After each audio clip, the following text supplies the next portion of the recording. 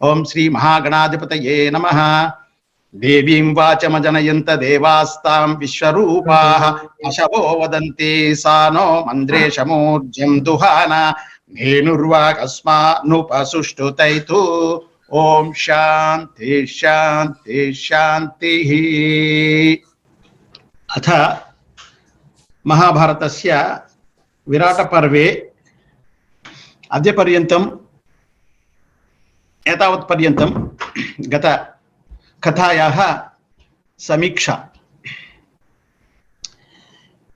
విషయానుక్రమణిక. ప్రకరణాదౌ నారాయణం నమస్కృత్యేత్యాది మంగళం, పాండవానాం అజ్ఞాతవాస ప్రకార విషయకే జనమేజయ ప్రశ్నే వైశంపాయనస్యోత్తరం యుధిష్ఠిరేణ భ్రాతృభిః సహ మంత్రణేన విరాటనగరే నివాస నిర్ధారణం యుధిష్ఠిరేణ స్వస్య యతివేష గ్రహణపూర్వకం విరాట సభాస్తరీభవనం కథయిత్వా భీమం ప్రతి తత్ కర్తవ్య విషయకః ప్రశ్నః. భీమసేనః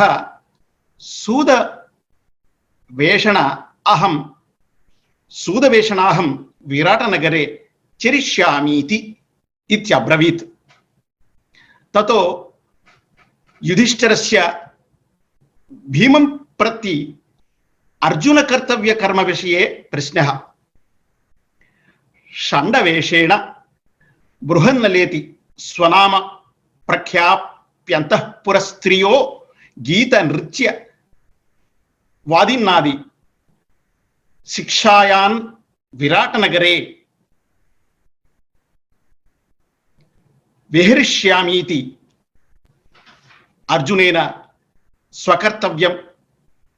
స్వకర్తవ్య కర్మణః కథనం. అనంతరం ధర్మో నకులం కర్తవ్య కర్మ విషయే పప్రచ్ఛ. తతో గ్రంథిక ఇతి నామ ప్రఖ్యాప్యశ్వబంధో భూత్వా మత్స్యాస్వ శిక్షాది కర్మ కుర్వన్ విరాటనగరే విహరిష్యమితి నకులః ప్రత్యవోచత్. తథా చ తంత్రీపాల నామ్నా గోపాలకో భూత్వా చరిష్యామీతి సహదేవః ప్రావోచ. సైరంధ్రీవేషేణ రాజభార్యై సుదేష్ణాం ఉపస్థాస్యే ఇతి ద్రౌపద్యబ్రవీత్ యుధిష్ఠిరం ప్రతి. యుధిష్ఠిరస్య భీమాది భ్రాతॄన్ ప్రతి స్వాగ్నిరక్షణ సూతాది ప్రస్థాపన విషయన్ యుక్తి ధౌమ్యో యుధిష్ఠిరాదీన్ ప్రతి రాజగృహవాస విషయిణీ నీతిం అభ్యదాత్ రాజగృహవాస విషయిణీ నీతిం అభ్యదాత్ ఇది ఏతావత్ పర్యంతం శ్రుత కథాయాः విషయం. ఇక మీదటి విషయాలన్నీ కూడా చక్కగా కులంకషంగా మన శ్రీ ఉమా గారు, శ్రీ కళ్యాణ్ గారు సమీక్షిస్తారు తెలుగు భాషలో తిక్కన భారత సహితంగా. నమస్కారం అండి. కళ్యాణ్ గారు నమస్కారం అండి. చాలా చక్కగా దేవభాషలో మొదట వేద భాషతో మొదలుపెట్టి తర్వాత దేవభాషలో తీసుకువెళ్ళి చక్కగా, అందుకే పెద్దవారు ఉండాలి, సరిపల్లి వారు మాకందరికి ప్రతి దాంట్లోనూ ఒక మంచి దారి ఇది అని చూపించడంలో వారు ఆద్యులు. మాకు చాలా సంతోషమైంది. ఇప్పుడు దీన్ని మహాభారతాన్ని ఈరోజు మనం రెండు కథలు చెప్పుకున్నాం. మొట్టమొదట రాజులు పాపం మారు వేషాలు వేసుకుని తప్పక ఒక సంవత్సరం పాటు వెళ్ళాలనుకోవడం ఒకటైతే, ఆ రాజులకి సేవక వృత్తి బోధించడం రెండో రకమైంది. సరే 2 కథలు చెప్పేసుకున్నాం. ఏదైనా కూడా ఏంటి సరే బాగా భారమైన మనసుతో వెళ్తున్నారని మనం ఒక ప్రియాంబుల్ మనకు తెలిసిపోయింది మనం వినేవాడి. ఇంకేముంటుంది వెళ్ళి చేయడమే కదా అనుకుంటాం సాధారణమైన వారికి. పాండవులు సాధారణం కాదు. మళ్ళీ మళ్ళీ నాకు అదే గుర్తొస్తుంటుంది, కేవలం అర్జుడే ధర్మసుతుడని. సరే వీరు సాధారణమైన వారైతే కథ ఇలా ఎందుకు ఉంటుంది, అది విరాట పర్వం ఎందుకు అవుతుంది, మనం చెప్పుకుని ఆనందపడడం ఎందుకు, రసోపాసన ఎలా అవుతుంది, తరించడం ఎలా అవుతుంది. వాళ్ళు సాధారణం అయితే పోనీ వాళ్ళు సాధారణం అయితే వ్యాస భగవాన్లు ఎందుకు రాస్తారు, మా గణేష్ మహారాజుకి జై రాబోతున్నారు ఆయన పండుగ, ఆయన ఎందుకు రాస్తారు జయం అని. కాబట్టి ఇక్కడ రాబోతున్న ఒక మంచి విశేషం మనం ఎప్పుడు మనం ఆలోచించుకోవాల్సిన విశేషం. సరే మనలో ఉన్న స్కిల్స్ ని, అంటే మన వ్యవహారాన్ని తగ్గించుకుంటూ వెళ్ళడమే కాకుండా మన స్కిల్స్ ను కూడా తగ్గించేసుకోవాల్సిన సందర్భం వచ్చింది. వారికి ఉన్న పాండవుల స్కిల్స్ ని చూపించే టూల్స్ వారి ఆయుధాలు. అది ఎంత లాజికల్ ఫ్లోలో వెళ్తుందో ఎందుకంటే గాంధీవికి గాంధీవాన్ని దాచుకోవడం అనేది తన చేతుల్లో ఎప్పుడు ఉంటుంది. అది కోదండ రాముడు ఉంటాడు, కోదండం లేని రాముడిని మనం ఎప్పుడు చూడం. మనం రాముడు ఎలాగుంటాడో, అర్జునుడికి రాముడు అంటే ఇంకా ధర్మమూర్తి కాబట్టి ఎలాంటి పరిస్థితి ఉన్నా ఆయన కోదండం విడవడు. కానీ ఇక్కడ అర్జునుడు నరుడు రూపంలో వచ్చారు కాబట్టి ఆయనకు తప్పలేదు గాంధీవం వదలడం. అలాగా ఇప్పుడు వదలబోతున్న సన్నివేశాన్ని మనం చూడబోతున్నాం. మన అక్షరం వారు చెప్తారు ఇప్పుడు. ఒక్కొక్క వారికి ఉన్న అద్భుతమైన అస్త్ర సంపదన అన్నిటినీ పాండవులు ఆ భీముడి గదని దాస్తారంట. అది ఎలా దాచుంటారు, ఎందుకంటే భీముడి గద భీముడు ఒకడే అందువల్లన ఇలాగ ఒక్కొక్కరి ఆయుధాలని దాచి శమీ వృక్షం మీద పెట్టడం. శమీ వృక్షమే ఎందుకు అని కూడా చెప్తారు.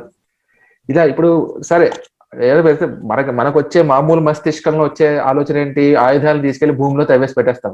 మనకేంటి ఎప్పుడు లంకి బిందులు బ్యాచ్ కాబట్టి మనం తవ్వేసి దాంట్లో పెట్టేద్దాం, కాకపోబడిపోతుంది అనుకుంటాం.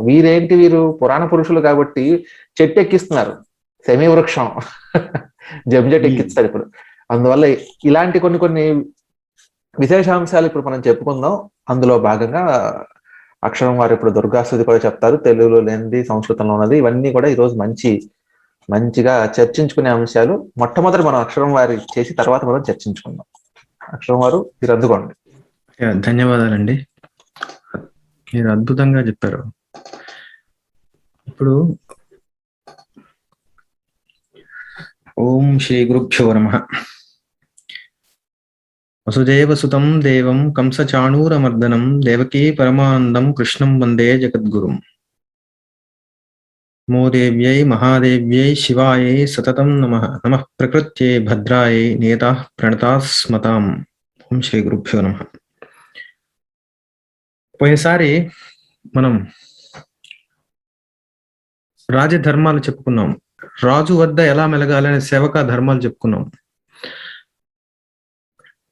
అందువల్ల రాజాధిరాజాయ ప్రసహ్య సాహినే నమో వయం వైశ్రవణాయ కుర్మహే సమే కామాం కామకామాయ మహ్యం కామేశ్వరో వైశ్రవణో దధాతు. రాజు లేందే ఏ ధర్మాలు నిలవవు ప్రపంచంలో. అలాంటి రాజాధిరాజు అయినటువంటి పరమాత్మకు నమస్కారం చెప్పుకుంటూ 5వ అధ్యాయం, పాండవులు తమ ఆయుధాలను శమీ వృక్షం పైన పెట్టడం. ఇప్పుడు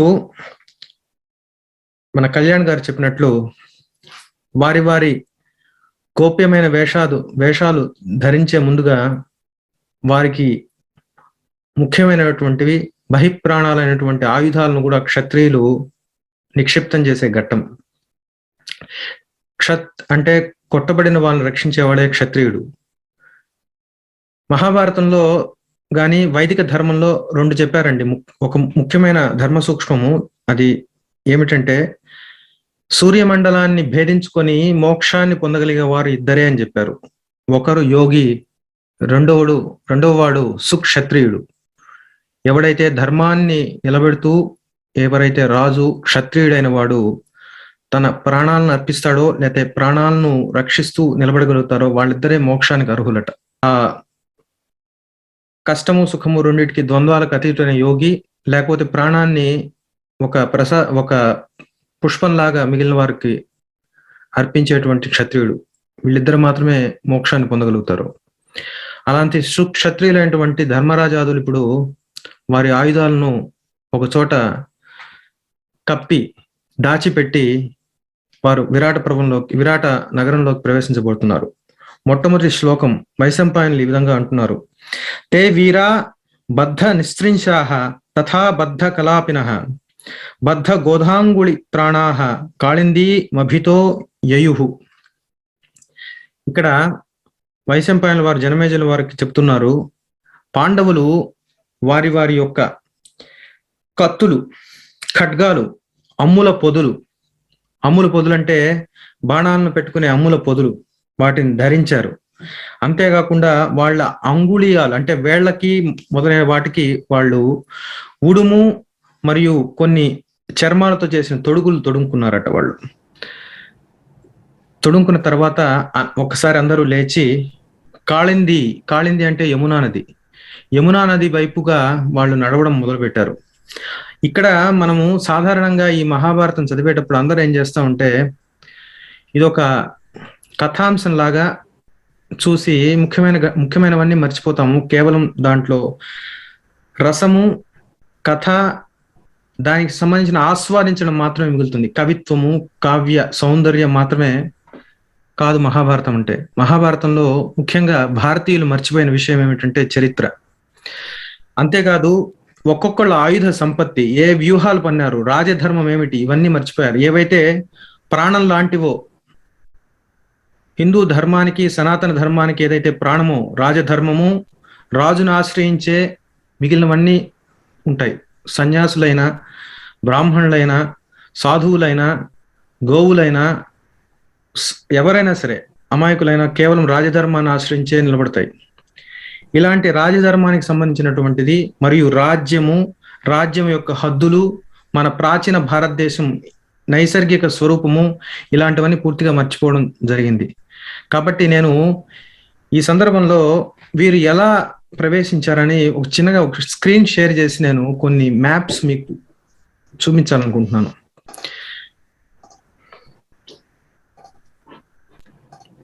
ఇప్పుడు ఇక్కడ ఏం చెప్పారంటే వారు కాళింది వైపుకు వెళ్ళారు. అసలు మొట్టమొదటి మనం తెలుసుకోవాల్సింది అంటే వాళ్ళు ఎక్కడున్నారని తెలుసుకోవాలండి. భారతదేశ స్వరూపం తెలుసుకోవాలి. ఇది తెలుసుకోకుండా మహాభారత కథలు కేవలం ఏదో టైం పాస్ కి కొన్ని ఆంగ్ల పదాలు వాడుతున్నాను, క్షమించండి. ఇదేదో కాలక్షేపానికి వాడేవి కాదు.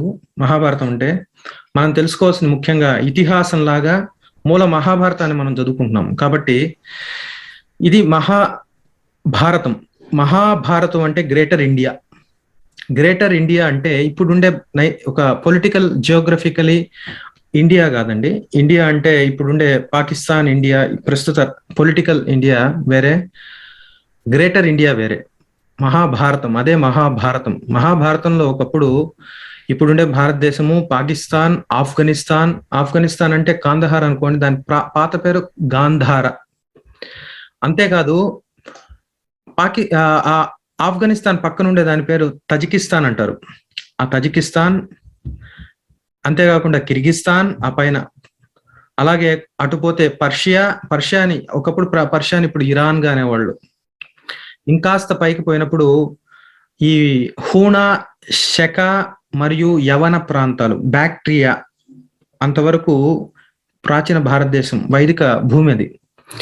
ఇటుపక్కకు వస్తే టిబెట్, అంతేకాకుండా ఈ చివరకు వచ్చినప్పుడు ప్రస్తుతం ఉండే భూటాన్, బర్మా, ఆ పైన ఉండేటువంటి యునాన్ ప్రావిన్స్, చైనాలో యునాన్ ప్రావిన్స్ కూడా ఒక భారతదేశానికి సంబంధించినటువంటి సాంస్కృతికతో సంబంధాలు ఉండేటువంటి భూమి, వైదిక భూమి ఒకప్పుడు.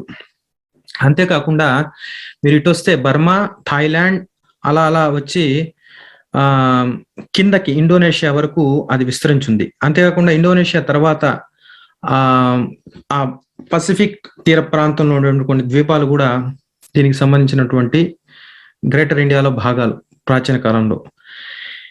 అంతేకాకుండా మనము కొన్ని విషయాలు గమనించాలి. చాలా మంది అనుకుంటుంటారు ద్వారకా నగరం అనేది ఇక్కడ ఉండేది, కానీ ఇప్పుడు లేదు. అది ఎందుకు లేదు అంటే ఇంకో 2-3 విషయాలు చెప్పేసి నేను మరలా దానిలోకి వెళ్ళిపోతాను. ఈ శ్లోకాల్లోకి. మన భారతదేశంలో ఒకప్పుడు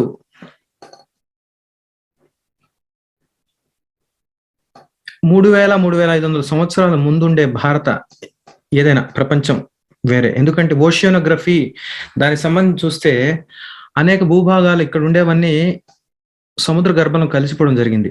అంతేకాకుండా ఈ ప్లేట్స్ అలా వెళ్ళడం, కొట్టుకోవడం, కొన్ని స్వరూపాలు మారడం జరిగింది.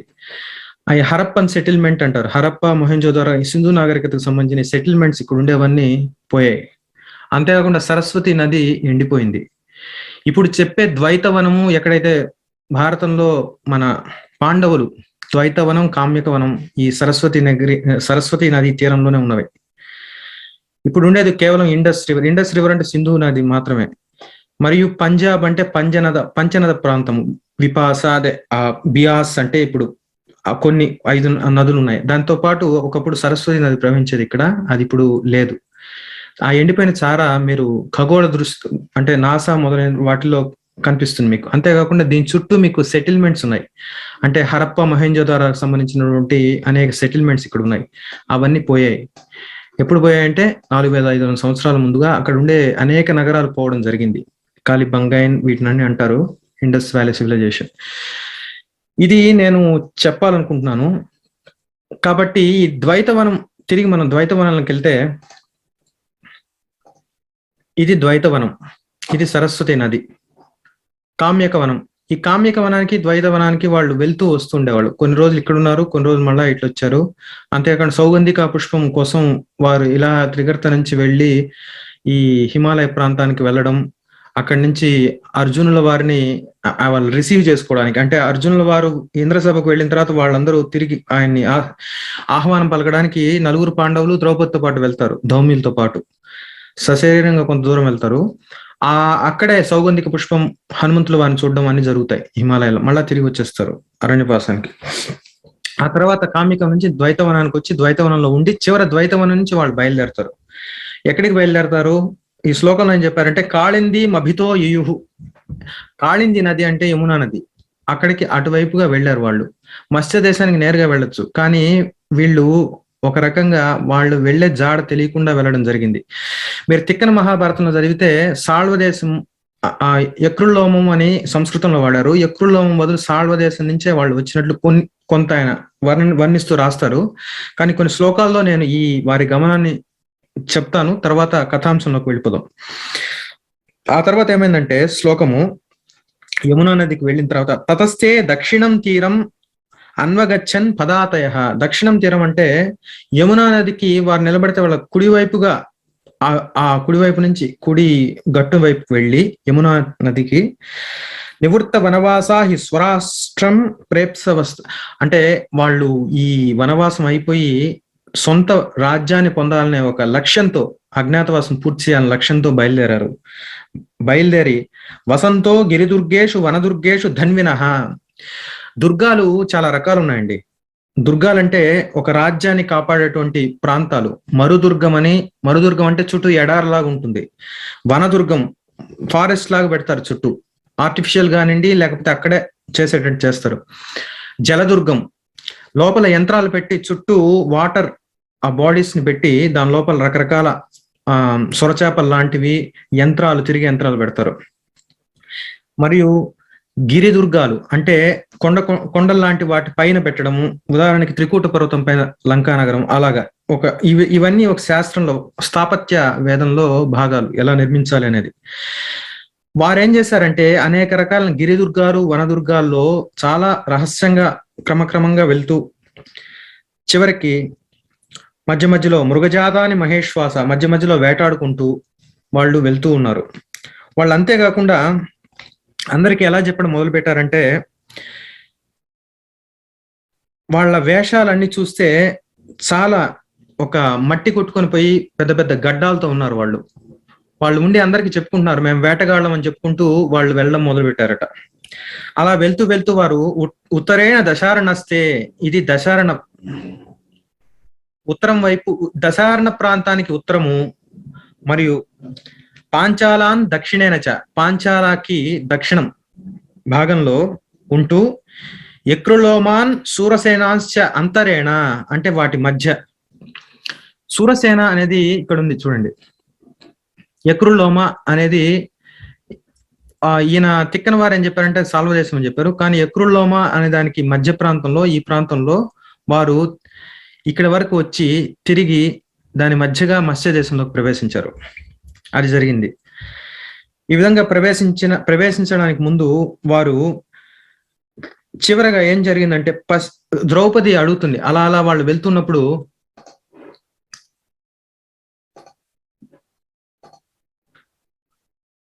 ద్రౌపది చెప్తుంది, ఇంతవరకు మనము అడవుల్లో ప్రయాణించాము, ఇక పశ్చేక పద్యో దృశ్యంతే క్షేత్రాన్ని వివిధాని చ.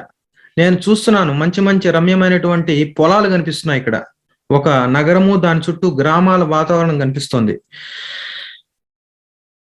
యత్యం దూరే విరాటస్య రాజధాని భవిష్యతి.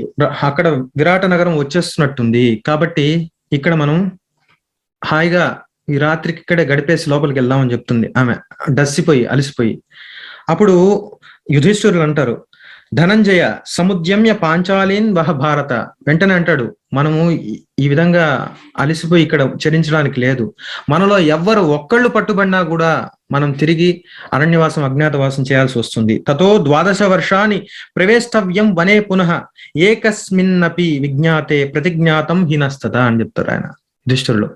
మనలో ఒక్కళ్ళు పట్టుబడినా కూడా మనం తిరిగి అన్ని చేయాల్సి వస్తుంది. కాబట్టి ఇక్కడ మనం విశ్రమించాల్సిన చేయకూడదు. కాబట్టి వెంటనే ఓ అర్జున, నీవు ద్రౌపదిని తీసుకొని మోసుకొని నువ్వు వెళ్ళు అని చెప్తారు. వెంటనే ఆయన అర్జునుల వారు ఒక ద్రౌపదీం రాడివ అంటే గజరాజు గనక, ఏనుగు గనక వాళ్ళ రాజును అలా తొండంతో తీసుకొని వెళ్తుంటే అట్లా ద్రౌపదిని తీసుకొని ఆయన వెంటనే బయలుదేరడం జరిగింది. స రాజధానిం సంప్రాప్య కౌంతేయం అర్జునం అబ్రవీత్. ఆ వెళ్ళిన తర్వాత ఏమైందంటే అర్జునుల వారు ఒక మాట చెప్తారు. ధర్మరాజు అర్జునులు మాట్లాడుకుంటున్నారు. అర్జున సాయుధశ్చ ప్రవేక్ష్యామ వయం తాత పురం యది సముద్వేగం జనస్యాస కరిష్యామో నసంశయ. ఈ విధంగా గనక మనం ఈ ఆయుధాలతో వెళ్తే, ముఖ్యంగా అర్జునుడి యొక్క ఆయుధం కళ్యాణ్ గారు చెప్పారు, అర్జునుని యొక్క గాంధీవం మహద్ గాఢం లోకే చ విదితం రుణం. అది చాలా పెద్ద ధనుస్సు. అది చూడంగానే అందరికి తెలిసిపోతుంది, వీళ్ళు చాలా మహత్తు కలిగిన వాళ్ళు, చాలా గొప్ప వ్యక్తులు అని చెప్పి అనుకుంటారు. మళ్ళా నేను చెప్పినట్లే మనలో ఎవరైనా సరే, నీవు గాంధీవంతో నువ్వు ఒక్కడికి పట్టుబట్టుకున్నా కూడా మిగిలిన అందరము మళ్ళా వనవాసం, అజ్ఞాతవాసం చేయాల్సి వస్తుంది అనగానే అప్పుడు వెంటనే అర్జునుల వారు సలహా ఇస్తారు. ఏం కూటే మనుష్యేంద్ర గహన మహతీ శమి భీమశాఖ దురారోహ. వెంటనే అర్జునుల వారు చుట్టూ చూసి అక్కడ ఒక పెద్ద శమీ వృక్షం కనిపిస్తుంది. శమి అంటే జమ్మి చెట్టు అండి. ఆ జమ్మి చెట్టు మామూలుగా శనేశ్వరునికి సంబంధించినటువంటి వృక్షం. అది మామూలుగా నవగ్రహాలు వాటిలో ఆ శమీ వృక్షాన్ని చూసి అది ఎలా ఉందంటే, ఎం కూటే, కూట అంటే గుట్ట, కూట అంటే గుట్ట అండి, గుట్ట పైన ఉందట అది పెద్దది చెట్టు. మనుష్యేంద్ర గహన మహతీ శమి భీమశాఖ, పెద్ద పెద్ద శాఖలు ఉన్నాయి వాటికి. దురారోహ, అక్కడికి ఎవరు చొరలేని ప్రాంతం లాగా ఉంది. అంతేకాకుండా శ్మశానస్య సమీపత, అది రుద్రభూమికి దగ్గరలో ఉంది శ్మశానానికి. కాబట్టి అక్కడికి ఊరి పొలిమేరలో ఉంది, ఎవరు చొరరాని ప్రాంతం అది అంటూ. అంతేకాకుండా నచాపి విద్యతే కశ్చిత్ మనుష్య ఇతిమే మతిహి అని ఇక్కడ ఒక్క మనిషి జాడ కూడా కనిపించడం లేదు అంటున్నాడు. అంతేకాదు, అక్కడ ఉత్పథే హి వనే జాత మృగ వ్యాళ నిషేవిత, పాములు, క్రూర మృగాలు అక్కడ తిరుగుతున్నాయి. అక్కడ ఎవరు వచ్చే సూచనలే లేవు. సమీపేచ శ్మశానస్య గహనస్య విశేషత. గహనస్య అంటే చాలా చాలా చొరరాని ప్రాంతం, గహనంగా ఉన్నది ప్రాంతం. ఆ విధంగా ఉన్న ప్రాంతంలో ఇక్కడ మన ఆయుధాలు పెట్టడం ఉచితంగా ఉంటుంది అని అర్జునుడు సలహా ఇచ్చాడు. ఏవమత్ర యథాయోగం విహరిష్యామ భారత. ఇక్కడ మనం భద్రపరిచేసి ఈ శమీ వృక్షంలో మన ఆయుధాలు సుఖంగా మనం ఈ నగరంలో చరిద్దాం. మన ఆయుధాలు లేకపోతే మన ఎవరిని గుర్తుపట్టలేరు. ఇందాక కళ్యాణ్ గారు అన్నట్టు ఒక్కొక్కళ్ళ ఆయుధాలు ఒక్కొక్క గొప్పవి. దాని గురించి చర్చ వస్తుంది. దాని గురించి సంబంధించిన కొన్ని విషయాలు కూడా నేను చెప్పాలనుకుంటున్నాను. ఆయుధాలతో ఏ ప్రాంతాలు వాళ్ళు జయించారు. ఒక్కొక్కళ్ళు మామూలుగా ఈ కాలం చలనచిత్రాల్లో కానివ్వండి, ప్రతి చోట కథల్లో పూర్తి ఆవిష్కరణ జరగలేదు. వారి పాత్రల్ని, వాళ్ళ వ్యక్తిత్వాల్ని, వాళ్ళ విద్యలను అన్నిటినీ అది పూర్తిగా చర్చించుకోవాల్సిన అవసరం ఉంది. ఆధ్యాత్మిక కళా దృక్కోణాలతో మాత్రమే భారతాన్ని, రామాయణాన్ని చూడకుండా రామాయణ భారతాలని వాటి సొంత దృక్కోణాలతో ఒక్కొక్క శ్లోకానికి ఏ విధంగా చెప్పారో ఆ విధంగా చూడగలిగి ఉంటే భారతదేశంలో భారతీయ ఆత్మ, భారత ప్రజలకు వారి చరిత్ర తెలిసి ఉండేదేమో అనిపిస్తుంది. ఇప్పుడు ఒక్కొక్క ఆయుధం గురించి చెప్తున్నారు. ఏవముక్త స రాజానం ధర్మరాజం యుధిష్ఠిరం ప్రచక్రమే నిధానాయ శస్త్రాణం భరతర్షభ. ఆయన వైశంపాయనుడు చెప్తున్నాడు ఈ కథను. అర్జునుడు ఇట్లా ధర్మరాజుతో చెప్పగానే మొట్టమొదట అర్జునుడే తన పెద్ద గాంధీవం యొక్క అల్లెత్రాటిని తీయడం మొదలు పెట్టాడు. ధర్మరాజు వెంటనే అర్జునుడు అభిమతాన్ని అంగీకారం తెలపడం జరిగింది. వెంటనే ఆయన మహతి గాండవం, చాలా పెద్ద గాంధీవాన్ని, భయంకరమైనటువంటిది అల్లెత్రాటిని తీయడం జరిగింది. అంతేకాకుండా కానీ ఇక్కడ కొన్ని విషయాలండి, తిక్కన మన తెలుగు మహాభారతంలో చూస్తే తిక్కన వారు ఈ కొన్ని పద్యాలు రసవత్తరంగా రాశారు. అర్జునుడు దాన్ని అన్నిటికన్నా గొప్పదాన్ని ఈ విధంగా చెట్టు మీద పెట్టాల్సి వచ్చింది దీన్ని అంటూ కొన్ని పద్యాలు అల్లారు. అంతేకాకుండా ఇందాక వారు పాండవులు వచ్చేటప్పుడు నకులు సహదేవుల్ని మొట్టమొదట నకులు సహదేవుల వైపు చూస్తారు. ద్రౌపదిని మీరు ఎత్తుకొని తీసుకొని వెళ్తారు అంటే వారు కూడా సుకుమారులైన వాళ్ళు అన్నట్టు అక్కడ చిత్రీకరించడం, చివరికి అర్జునుడు తీసుకొని వెళ్ళడం, ఆ విధంగా కొంత నాటకీయత కలపడం జరిగింది. అంతేకాకుండా ధౌమ్యుల వారు ఒక అటవీ ప్రాంతంలో ఆయన వీళ్ళతో పాటు రావడం, మధ్యలో వాళ్ళు ఆయన ఎక్కడో వెళ్ళిపోయినట్టు చూపించారు తిక్కన్ గారు. కాస్తంత అంటే నాటకీయత చేసి వాస్తవానికంటే మూల శ్లోకాలకు కాకుండా కాస్తంత నాటకీయత కలపడం జరిగింది. ఇది మనం కంపారిటివ్ స్టడీలా ఇక్కడ చేసుకుంటున్నాం కాబట్టి చెప్పడం జరిగింది. ఆ తర్వాత ఆయన ఆ బాణం యొక్క విల్లిత్రాటిని తీసిన తర్వాత ఏన వీర కురుక్షేత్రం అభ్యరక్షత్ పరంతప ఆముంచత్ ధనుషస్య జ్యామక్షమ్యాం యుధిష్ఠిర. ఆయన యుధిష్ఠిరుడు తన యొక్క ధనుస్సు యొక్క అల్లిత్రాటిని ఏ ధనుస్సు అయితే కురు దేశాన్నంతా కాపాడిందో ఒకవైపు, ఆయన మహారాజు రాజసూయాగంలో అన్ని 4 దిక్కుల నుంచి, అది నేను ఒక 5 నిమిషాలు మీతో చర్చిస్తాను, ఏ దిక్కుల నుంచి ఏ దేశాల వరకు వాళ్ళు వెళ్ళారు, ఎక్కడ ఏమేమి జయించుకొని వచ్చి రాజసూయాగం తర్వాత ధర్మరాజు సమర్పిస్తే ఆయన చక్రవర్తి అయ్యాడు అనే విషయాన్ని. అలాంటి ధర్మరాజు యొక్క ధనుస్సు కింద ఈ కురు భూమి కింద మహాభారతం అంటే భారతం వర్షం అంతా చాలా చక్కగా పరిపాలించబడింది. అలాంటి ధర్మరాజు తన యొక్క అల్లిత్రాటిని తీయడం జరిగింది. పాంచాలాన్ ఏన సంగ్రామే భీమసేను అజయత్ ప్రభు.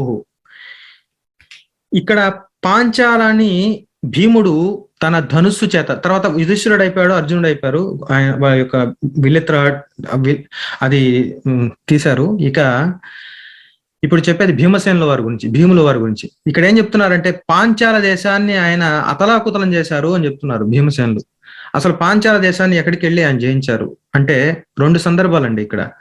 పాంచాల దేశంలో మొట్టమొదట ద్రుపదుడిని ద్రోణుడికి పాదాక్రాంతం చేయడానికి శిష్యుల్ని ఆయన గురుదక్షిణ అడుగుతాడు ద్రోణుడు.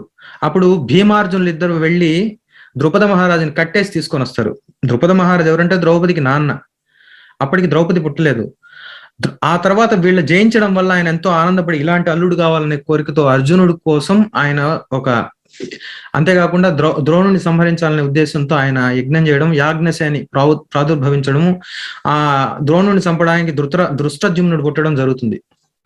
శిఖండి భీష్ముడిని చంపడానికి పుడతాడు. ఈ విధంగా జరుగుతుంది. అది పాత కథ. అక్కడికి వెళ్ళి పాంచాలంలో ఆయన అతలాకుతలం చేశాడు ఆ సందర్భంలో భీముడు. అంతేకాకుండా 2వ సందర్భం ఎక్కడంటే రాజసూయ యాగానికి వాళ్ళ 4 తమ్ముళ్ళని 4 దిశలకు పంపిస్తాడు ధర్మరాజు. భీముణ్ణి తూర్పు వైపు పంపిస్తాడు. ఇది కాస్తంత ఒక 2 నిమిషాలు దాన్ని చెప్పుకోవాలి మనం.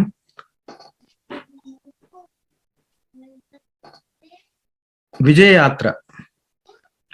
విజయయాత్రలో భీముల వారు యొక్క సంబంధించిన విజయయాత్ర ఒక్కొక్కరు ఒక్కో తీసుకెళ్తారు. భీముల వారికి తూర్పు ఇస్తారు, తూర్పు వైపు వెళ్ళి అంతా జయించుకొని రా అంటారు. అర్జునుడికి ఉత్తర దిశ ఇస్తాడు, ఉత్తరం వైపు వెళ్ళి మొత్తాన్ని జయించుకున్నామంటాడు. నకులుడు పశ్చిమానికి వెళ్తాడు, ఈ వైపుకి వెస్ట్ నార్త్ వెస్ట్. ఇప్పుడు ఏదైతే మనం మిడిల్ ఈస్ట్ అంటామో ఇప్పుడు మ్యాప్ ప్రకారం అటు వెళ్తారు నకులుడు. సౌత్ కి సహదేవుడు వెళ్తాడు, విభీషణుడు వరకు వెళ్తాడు, ఆయన శ్రీలంక వరకు వెళ్తారు. అవన్నీ వివరంగా చర్చించడం జరిగింది రాజసూయాగం చెప్పేటప్పుడు. ఉదాహరణకి భీములు వారు కురు రాజ్యం నుంచి, వాళ్ళ ప్రాంతం నుంచి మొట్టమొదటి పాంచాలకు వెళ్తాడు. ఆయన పాంచాలకు వెళ్ళి పాంచాలను జయిస్తాడు. అప్పటికి వాడికి ద్రౌపదితో పెండ్లి అవ్వడం అన్ని జరుగుతుంది. కానీ రాజసూయంలో సాధారణంగా కాస్తంతసేపు ఆ విధంగా యుద్ధం చేయాలి, తర్వాత మిత్రత్వం వెంటనే వాళ్ళ సంబంధించినటువంటి కొన్ని పారితోషికాలు ఇచ్చుకొని కరచాలనం చేసి మామూలు స్నేహితులు అయిపోతారు, అది సాంప్రదాయం. తర్వాత ఆ విధంగా పాంచాలకి రెండోసారి కూడా ఆయన యుద్ధానికి వెళ్ళాడు. ఆ తర్వాత నేపాల్ అంటే గండకి అనేవాళ్ళు, గండకి రాజ్యం, కిరాత, విదేహ అంటే వైదేహి, మన సీతాదేవ పుట్టినిల్లు. అలా వెళ్ళి, అంతేకాకుండా ఆయన పాంచాల నుంచి నేరుగా కొంత అయిన తర్వాత 2 రకాలుగా ఆయన యుద్ధం చేసి మళ్ళీ ఇక్కడికి వస్తారని కొన్ని చోట్ల చెప్పడం జరిగింది. అంటే పాంచాల తర్వాత చేది, శిశుపాలుడు 1 నెల పాటు శిశుపాలుడి దగ్గర ఆయన బస చేస్తాడు. అంటే చాలా మిత్రులు శిశుపాలుడు వీరికి సంబంధించి. ఆ తర్వాత శిశుపాలుని చేది యొక్క రాజు శిశుపాలుడు, ఆయన ఆహ్వానిస్తారు.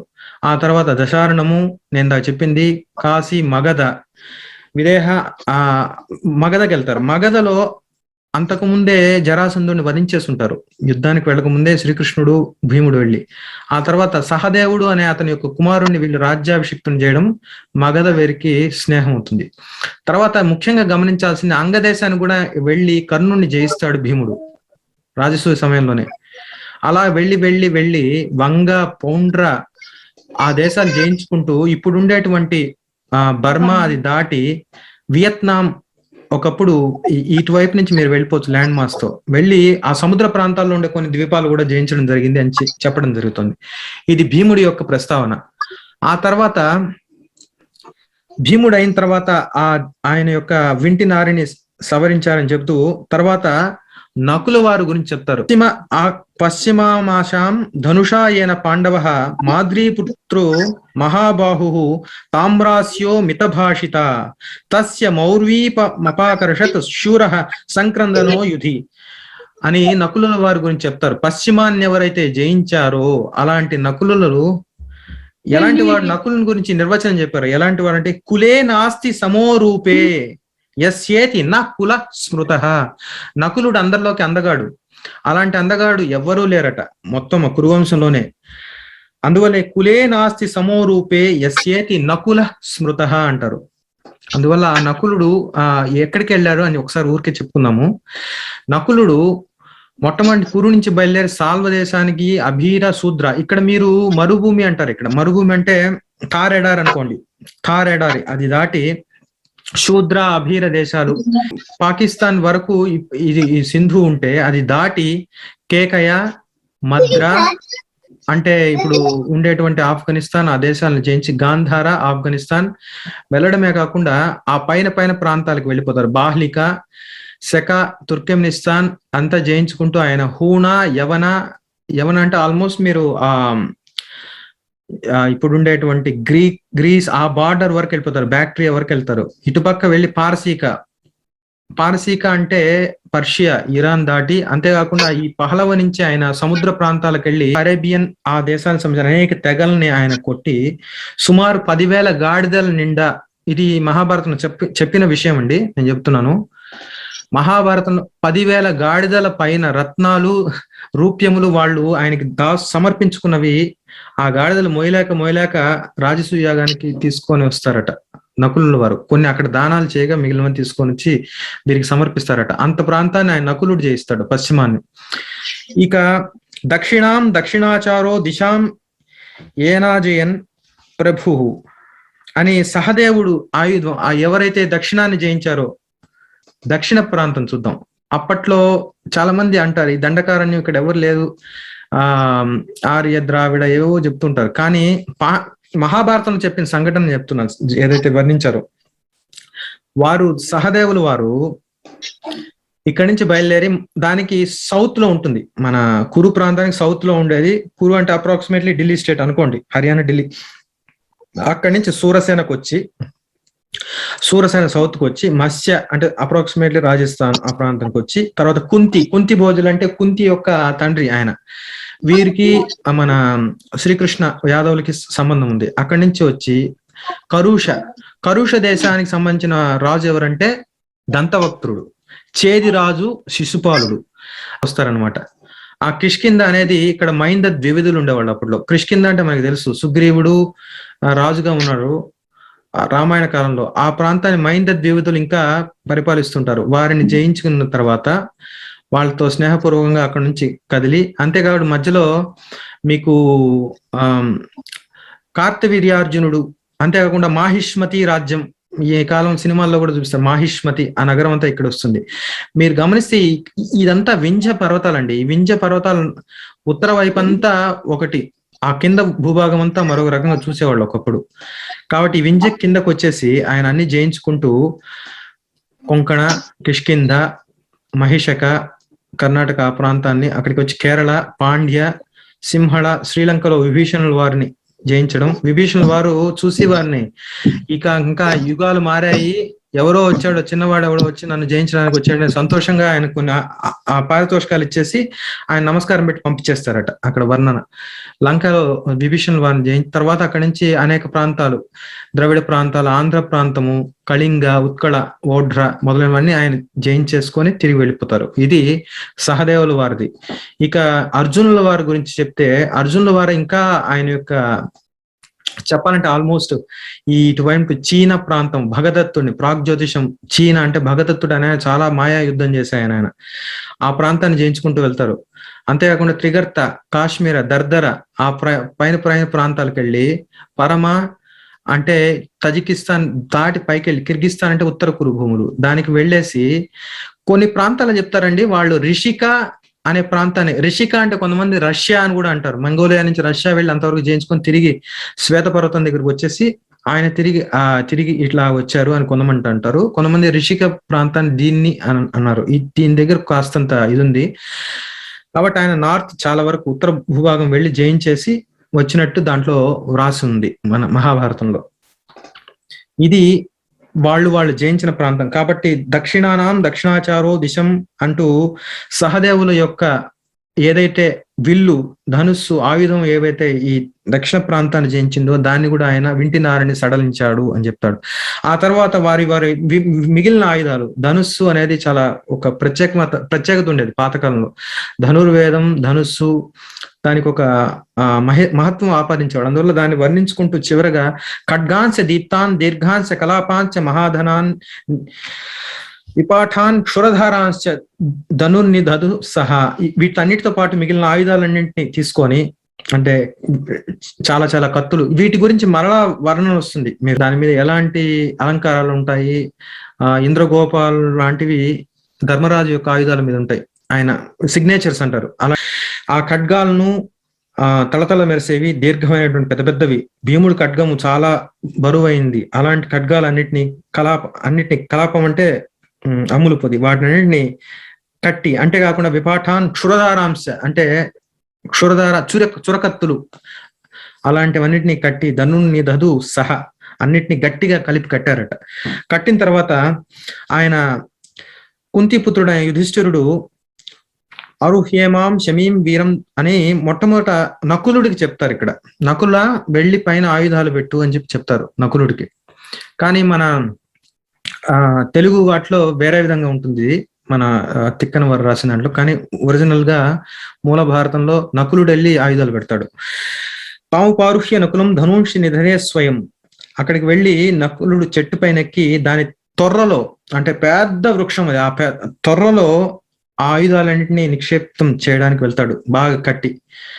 ఆ కట్టి వెళ్ళినప్పుడు ఆయనకి యాని తస్యావకాశాన్ని దివ్య రూపాణ్యమన్యత, అవి దివ్య రూపాలతో ఆయనకి కనిపించాయట నకులుడికి. ఒక్కొక్క ఆయుధాలు దివ్య రూపాలు, వాటి యొక్క శక్తి ఒక మహత్వమైనటువంటి ఒక దివ్య రూపంతో ఆయనకు కనిపించింది. ఎత్రచా పశ్యత తిరోవర్షాన్ని, ఎక్కడైతే వర్షం పడకుండా ఇలా ఏటవాలుగా లేదో, వర్షం పడి అవి చెడిపోకుండా ఉండే విధంగా ఆయన ఆయుధాలు పెట్టడం జరిగింది. ఏటవాలుగా అక్కడ వర్షం పడి అటువైపు లేని విధంగా ఆయుధాలన్నింటినీ ఆయన భద్రపరచడం జరుగుతుంది. అంతేకాకుండా తత్ర తాని దృఢై పాసే సుగాఢం పర్యబంధత, బాగా ఇంకా మంచి పాసంతో కట్టిన తర్వాత శరీరంచ మృతస్యైకం సమబద్ధంత పాండవాహ, కొంతమంది దీన్ని అనువాదం చేస్తూ అక్కడ చెట్టుకి ఒక శరీరం శవాన్ని కట్టారు అని చెప్తారు. కానీ కొంతమంది ఏం చెప్పారంటే ఆ ఏదైతే వీళ్ళు కట్టారు ఆయుధాల మూటకి ఒక శవం తీసుకొని అక్కడ ఒక వృద్ధురాలైనటువంటి మహిళ, అంటే 180 సంవత్సరాల చాలా ముదుసలైన శరీరాన్ని శవాన్ని దానితో పాటు కడతారు. వాళ్ళు కట్టి ఏం చెప్తారంటే తత్ర దాని సుగాఢం పర్యబంధత వివర్జయిష్యంతి నరాహ దూరాదేవ సమీమిమాం ఆబద్ధం శవమాత్రేది గంధమాఘ్రాయ పూతికం, ఆ శవం నుంచి వచ్చే దుర్గంధం వల్ల ఎవరు ఈ వైపుకు రారు అని వాళ్ళు ఆలోచించి దాన్ని ఆ శవాన్ని కూడా కట్టడం జరుగుతుంది. కొంతమంది అంటారు చెట్టుకే కడతారంటారు, కానీ ఈ శ్లోకాన్ని అర్థం చేసుకోవడం రకరకాలుగా చేశారు. బద్ధంతి అని చెప్పారు, దానికి కట్టడం జరిగింది. అంతేకాకుండా వాళ్ళు చెప్పిన తర్వాత వాళ్ళు నడుస్తూ అక్కడ ఉండే వాళ్ళందరికీ చెప్పడం మొదలు పెడతారట. ఆసీతి శతవర్షేయం మాతాన ఇది వాదిన అంటే వాళ్ళు చెప్పుకుంటూ మాట్లాడుకుంటూ నలుగురికి గట్టిగా చెప్తూ, మా అమ్మ ఆమెకి 180 సంవత్సరాలు, మా ఆచారం వంశాచారంలో ఈ విధంగానే కడతాం మేము శవానికి అంటూ అందరికీ వాళ్ళు ఏదో ఒకటి చెప్పుకుంటూ వేటగాళ్ళ రూపంలో గడ్డాలు పెంచి ఆయుధాలన్నీ ఎవరికి తెలియకుండా పెట్టేసి చుట్టూ ఉండే ఆవులు కాచుకునే వాళ్ళు, గొడ్లు కాచుకునే వాళ్ళు ఉంటారు బయట, వాళ్ళకందరికి చెప్పుకుంటూ వెళ్తారు. కులధర్మోయం అస్మాకం పూర్వై ఆచారితో అపివా అనేసి వాళ్ళు చెప్పుకుంటూ వెళ్తారు. ఆగోపాల విపాలేభ్య, ఆగోపాల అంటే నేను చెప్పినటువంటి గొడ్లు కాచేవాళ్ళు, వాళ్ళకి చెప్పుకుంటూ ఆ చక్షణ పరంతపాహ ఆ జగ్ముర్ అంటూ పార్థ ఆ విధంగా చెప్పుకుంటూ గొర్రెల వారికి అందరికి ఒక్కొక్కళ్ళు వాళ్ళు మాట్లాడుకుంటూ నగరం వైపుగా వెళ్తారు. చింత లేని వారుగా పాండవులు ఇంకా ఆయుధాలను అక్కడ పెట్టేసి వెళ్ళడం జరుగుతుంది. ఆ తర్వాత జయో జయంతో వియః జయత్సేనో జయద్బల ఇది గుహ్యాని నామాని చక్రే తేషాం యుధిష్ఠిరుడు వాళ్ళ నలుగురికి, ద్రౌపది కాకుండా మిగిలిన 5 మందికి ఒక్కొక్క పేర్లు పెట్టుకుంటారు. జయంతో ఈయన పేరు అర్జునుల వారి పేరు వియహ, విజయాలో జకారం తీసి వియహ అంటారు. వియహ జయత్సేనో జయద్బల అంటూ వాళ్ళ 5 మంది పేర్లు పెట్టుకున్నారు, రహస్యపు నామధేయాలు పెట్టుకొని వాళ్ళు తతో యథా ప్రతిజ్ఞాభి ప్రావిశన్ నగరం మహత్ అజ్ఞాతచర్యాం మత్స్యంతః రాష్ట్రే వర్షం 13.